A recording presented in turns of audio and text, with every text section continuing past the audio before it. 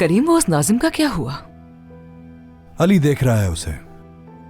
अब वो दोबारा कभी इस घर में नहीं आएगा और मैं नहीं चाहता उससे मुताल्लिक घर में किसी भी किस्म की कोई बात हो। महमद को काम से निकाल दिया तुमने, उसका क्या कसूर?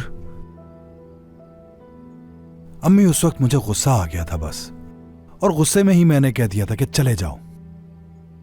आप ऐसा कीजिएगा कि उसे कॉल करके दोबारा आने का कह दीजिएगा। ठीक है, मैं मरियम से कहूंगी, वो उसे कॉल करके बुला लेगी। बिल्कुल। क्या मैंने आपको डिस्टर्ब तो नहीं किया?